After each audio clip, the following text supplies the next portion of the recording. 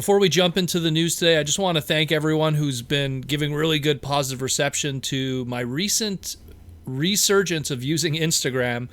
I had Instagram for about 5 years, barely used it, would once in a while throw up some toy pictures here and there, but I recently been using it as a way to show all kinds of obscure merchandise of Transformer stuff, specifically like, here's Optimus Primal from Beast Machines, and then all the weird obscure merch related to Beast Machines Optimus Primal, or Apache from Beast Wars 2nd, and yada yada. So if you want to check that out, definitely check out the community section of the Transformer Slag podcast. Probably has a link to the Instagram there. I also posted on my Twitter too. Definitely go check that out. I post a whole bunch of weird stuff. But speaking of weird and obscure, let's jump into the news and let's talk about a listing, or more specifically an image that popped up on the Hong Kong Transformers Facebook group. Now, we have Transformers Tuesday that's going to be coming up in a couple of days, and we still have the last of the 3 Generation Selects that is to be revealed.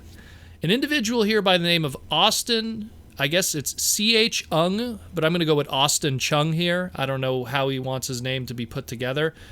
But he claims that he has some images here of what is going to be a future Generation Selects product. Is it part of the original 3? Is it something that's going to be outside of that and revealed in the future?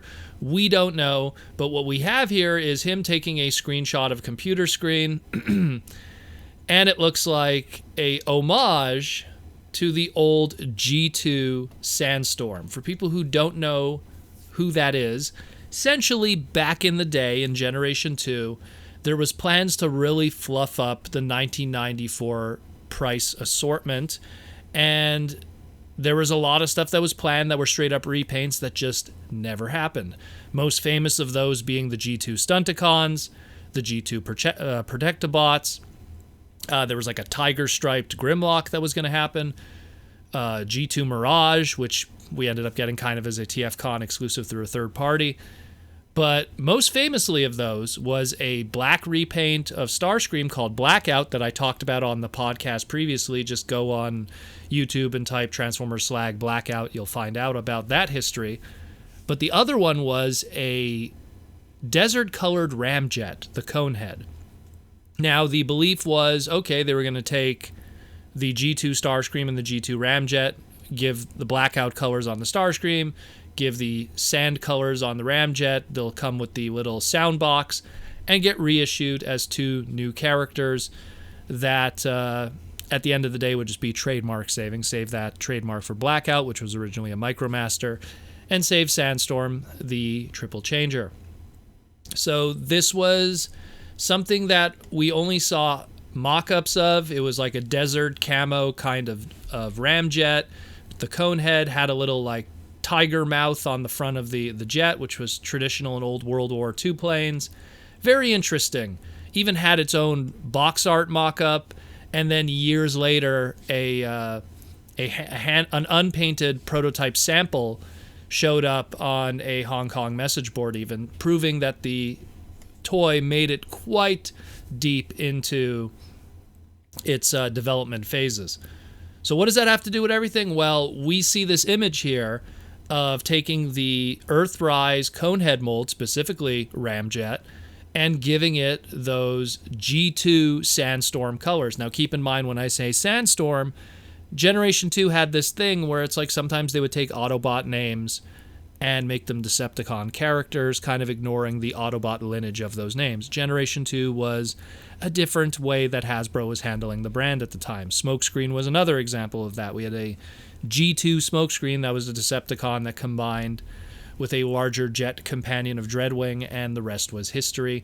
There's been fan comics trying to make sense of why those names are shared, but that being said, here we have G2 Sandstorm using the EarthRise Ramjet, and it looks interesting. And judging by, if you look carefully at this image here, it's clearly part of what looks like that's going to be part of the Hasbro Pulse website, the way that this is structured, because it has the little thumbnails at the bottom of what would be other shots and other poses. Is this legitimate? Is this just a very complex fake? It's a possibility. I do not know. This individual of Austin Chung posts quite a few times on the Hong Kong TF Facebook group. He even claims that he's already handled in person some of the core class Kingdom figures. And so all of this will hinge on if this stuff is legitimate, then Austin will be added to the list of people that will be good sources in the future for news, leaks, and images. But this does look interesting. It's very fascinating for Hasbro to dip into the well of obscure repaints and characters and to pull up something. But in this case, I almost kind of understand it, because while the traditional Seeker Jet mold of Starscream, Skywarp, Thundercracker, they have plenty of repaint potential.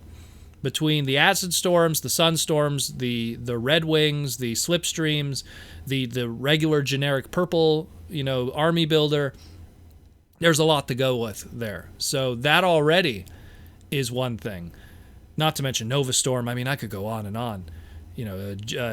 UK Action Master Thundercracker. There's so many different repaints that could be done just from that traditional Seeker mold.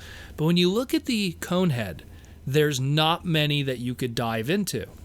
There's, if you really want to be weird, we could do Armada Thrust colors or something. But there really isn't many, different color schemes that you could jump into that are established characters until you start getting into like the Season 3 background miscolor repaint weirdo stuff in the background.